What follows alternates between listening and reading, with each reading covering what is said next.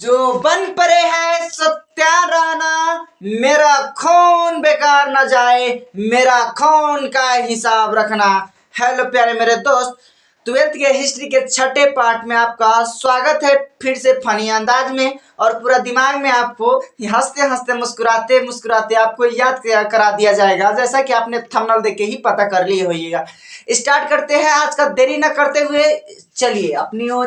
कहता है प्रथम गोलमेज सम्मेलन कब और कहाँ हुआ था। प्रथम गोलमेज कब और कहाँ हुआ था। प्रथम गोलमेज के मतलब होता है जो गोल टेबल पर पहली बार बैठक किया गया, उसी को गोलमेज सम्मेलन कहते हैं। कब किया गया? 1930 में किया गया।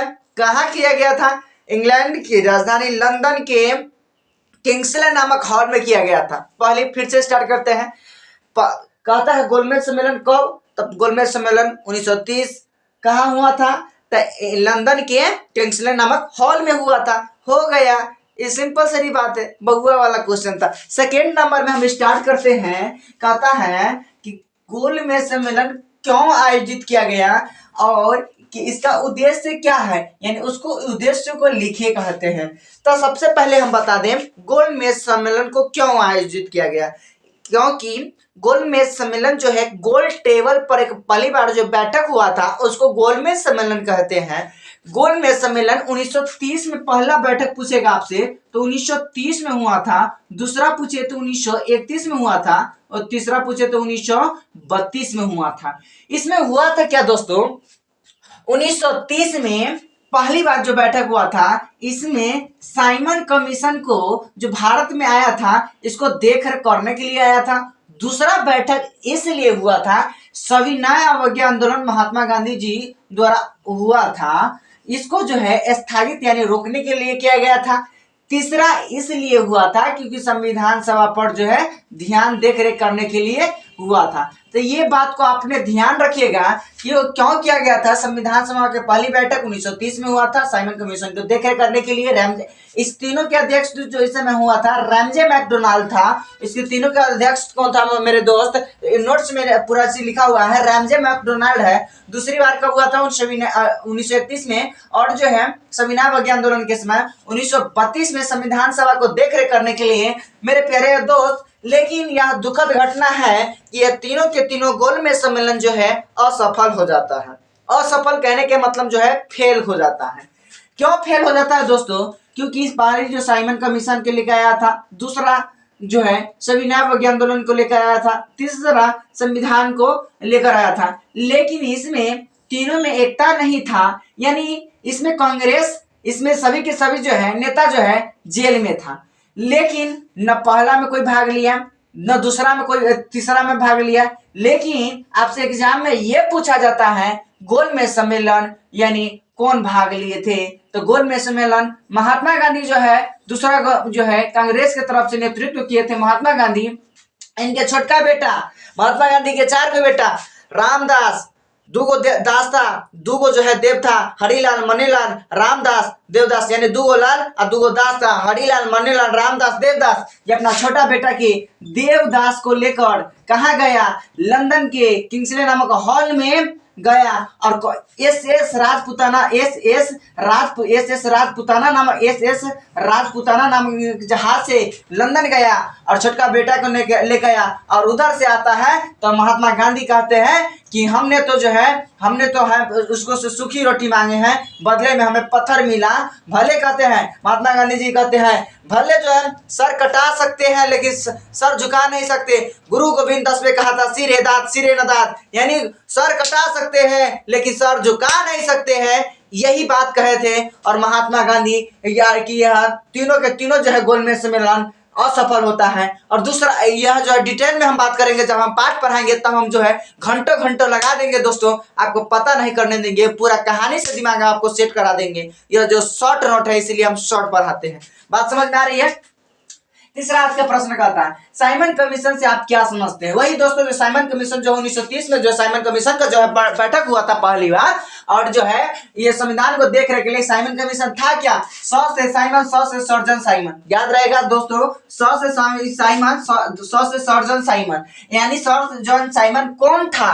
तो सर जॉन साइमन जो है गद्दी जो है, या बोलते हैं क्या बोलते हैं इसको, साइमन कमीशन के अध्यक्ष था। इस 100 से साइमन, 100 से सर्जन और 100 से 7, यानी कितना, 100 से 7 कितना सदस्य था, 7 को सदस्य था। इसके अध्यक्ष के नाम था सर्जन साइमन था। साइमन कमीशन में सभी को गोरे होता है, और गोरे के मतलब होता है अंग्रेज, यानी सातों के साथ अंग्रेज था। इसीलिए भारतीयों ने इन्हें विरोध किया और कहा कि यह जो है संविधान को लेकर आया था, लेकिन इन्होंने साइमन कमीशन को भीमराव अम्बेडकर साहब ने सपोर्ट किए, सभी के भारतीय ने इनको विरोध किए और साइमन गो बैक के नारा दिए। याद आया, बात आई समझ में। तीसरा नंबर है, क्वेश्चन कहता है डांडी मार्च से आप क्या समझते हैं, और डांडी मार्च से आप क्या समझते हैं। देखिए डांडी मार्च जो है, डांडी मार्च आप 10th में भी पढ़े होइएगा, लेकिन हम डिटेल्स में बताते हैं आपको। डांडी मार्च महात्मा गांधी जी द्वारा चलाया गया एक आंदोलन था। 12 मार्च 1930 को जो है, 12 मार्च कब, 1930 को जो है डांडी मार्च चलाया गया था, और जो है 12 मार्च 1930 को। लेकिन इसमें महात्मा गांधी जी 78 गो सदस्य के साथ आश्रम की व्यवस्था जो है चल पड़े। दोस्तों 24 दिनों में 240 मीलों की यात्रा करते हैं, 24 दिनों में 240 मीलों की यात्रा करते हैं, और पहली बार जो है डांडी नामक गांव में पहुंचता है 5 अप्रैल को।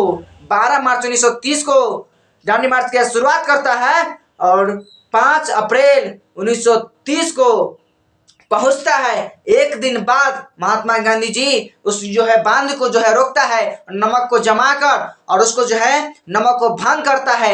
इसीलिए इसको डांडी मार्च भी कहते हैं, डांडी यात्रा का भी कहते हैं, क्योंकि यात्रा 78 को सदस्य के साथ गया था। कितना मिल गया था, 240 मिल गया था। कितना दिनों में गया, 24 दिनों में गया। बात समझ में आई, यह भी बात समझ में आ गया। अब देखिए दोस्तों, कथी कहता है कम्युनल अवार्ड या सांप्रदायिक पंचायत क्या है। दोस्तों कितना जब आ जाता है एग्जाम में तो पसीना छूट जाता है, लेकिन यहाँ पर पसीना छुड़ाने की सिंपल सारी बात है, नहीं है, क्योंकि हम हैं तो टेंशन किस बात के हैं। बात समझ में आई, ठीक है। कम्युनल अवार्ड के मतलब देखिए, इस सांप्रदायिक पंचायत के मतलब दोनों का मतलब एक ही होता है, लेकिन होता क्या है, सांप्रदायिक पंचायत के मतलब होता है हिंदू मुस्लिम करवाना। जब जी तीनों गण में सम्मेलन हुआ तो वहां के जो है प्रधानमंत्री थे, बात समझ में आई, लिथगो था, तो ये इसको जो है बात को समझ में आ गई थी कि ये तीनों गण में सम्मेलन के कारण समझ में आ गया था कि भारत में एक चीज है जो एकता नहीं है। इसलिए भारत में 16 अगस्त 1932 को जो है सांप्रदायिक पंचायत कर देते हैं, यानी हिंदू मुस्लिम में 2 भागों में विभक्त कर दिया जाता है। उसी को सांप्रदायिक पंचायत या कम्युनल अवार्ड कहते हैं। बात एकदम समझ में आ रही होगी। चलती अगला का क्वेश्चन करता है, अगस्त प्रस्ताव क्या है, इसके मुख्य बातों को लिखिए। आप बताइए दोस्तों अगस्त प्रस्ताव क्या है। तो अगस्त प्रस्ताव के मतलब हम बताते हैं प्यारे दोस्तों। अगस्त प्रस्ताव के मतलब की होता है कि दूसरा विश्व युद्ध जो है 1939 में 1 अगस्त 1939 को से लेकर 1945 तक होता है, लगातार 6 वर्षों तक होता है। लेकिन इसमें भारतीयों ने इसमें दूसरा विश्व युद्ध में शामिल नहीं था, और जबरदस्ती कहता था, इसको धकेल दिया भारत को, कहता कि आप भी शामिल है। इसीलिए महात्मा गांधी ने सबको घर घर अपील किए कि हम भारतवासी दूसरा विश्व युद्ध में शामिल नहीं है। बात समझ में आ रही है, ये भी बात आपको समझ में आ गई होगा। अगस्त प्रस्ताव 8 अगस्त 1940 को हुआ था। कब हुआ था दोस्तों, 8 अगस्त 1940 का हुआ था। इसका कथी कहता है, मुख्य बातें को जो है लिखे कहता है। इसके मुख्य बातें क्या था, युद्ध और संबंधित के विचार विमर्श करना, और जो है कहीं भी युद्ध होता है उसको जो है युद्ध अस्त्र शस्त्र से नहीं बातों से होनी चाहिए। दूसरा कहता है, कहता है अल्पसंख्यकों को भरोसे से में लेना, यानी ज्यादा संख्या को नहीं लेना, और जो हमारी बातें मांगी रहेगी पूरी किया जाए। तो कहते तो सब जो है 2-4 पॉइंट है उसको बोलते ठीक है, तब जाके है ये बात को भारत के लोगों ने मानते हैं। इसके बाद जो दोस्तों क्या हो गया, इसी के बाद 1900 व्यक्ति व्यक्तिगत सत्याग्रह क्या है? देखिए दोस्तों, व्यक्तिगत सत्याग्रह जो है 1940 में होता है। कब होता है दोस्तों? 1940 में होता है। इसमें भी वही की बात कहा गया कि हम भारतवासी लोग नहीं है, लेकिन जबरदस्ती इनमें कहता कि नहीं आपको भी शामिल होगा, ठीक है। लेकिन महात्मा गांधी जी नहीं माने, तो इसीलिए सबको घरे घरे जाकर अपील किए 1940 में कि हम भारतवासी लोग नहीं शामिल है, और 1941 में इसको वापस ले लेता है व्यक्तिगत सत्याग्रह। कब होता है व्यक्तिगत सत्याग्रह? तो जो है जो है 1940 में होता है। अगस्त प्रस्ताव 8 अगस्त 1900 कितना का होता है? तो 8 अगस्त 1940 को होता है। उसी समय जो है कौन आया था? ये आया था कब? तो 1940 में आया था। 1941 में वापस ले लिया था। और ये जो है प्रथम व्यक्ति जो भाग लेने वाले विनोबा भावे है, और दूसरा कौन है? पंडित जवाहरलाल नेहरू है। तीसरा कौन है? कौन है? तो तीसरा है ब्रह्मदत्त है। पहला जो है कौन है? तो पहला विनोबा भावे है। दूसरा कौन है? पंडित जवाहरलाल नेहरू है। तीसरा कौन है? तो तीसरा मेरे प्यारे दोस्त कौन है? विनोबा भावे है। इसके बाद कहता है रॉलेट एक्ट क्या है और इसको काला कानून क्यों कहते हैं? दोस्तों ये जो रिपीटेड क्वेश्चन है, हमने पिछले वीडियो में हमने बना दिया है, लेकिन फिर से बता देते हैं। रॉलेट एक्ट का मतलब क्या होता है? रॉलेट एक्ट का मतलब होता है ब्रिटिश सरकार के द्वारा बनाया गया एक कानून था। अगर कोई भारतीय अगर उसके ऊपर आवाज उठाता है तो उसको दंडित किया जाता था, और उसकी आवाज उठाता था खिलाफ या मारपीट करता था, उसकी आवाज उठाता था तो डायरेक्ट जेल में डाल दिया जाता था। इसीलिए इसको काला कानून कहते हैं। इतना आसान क्वेश्चन था। बताइए भारत का संविधान 26 जनवरी 1950 को ही क्यों लागू हुआ था? ये भी रिपीटेड क्वेश्चन है। भारत का संविधान 26 जनवरी 1950 को इसलिए लागू हुआ क्योंकि ऐतिहासिक कारणों से लागू हुआ।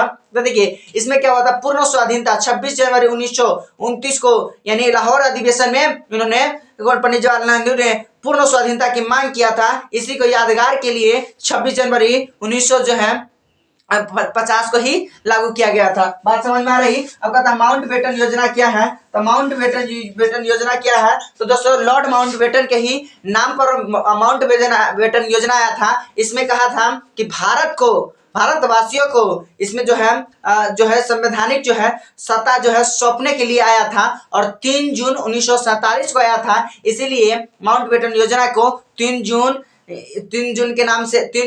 योजना के नाम से भी जानते हैं। इसमें 15 अगस्त 1947 को हमारा देश आजाद हुआ।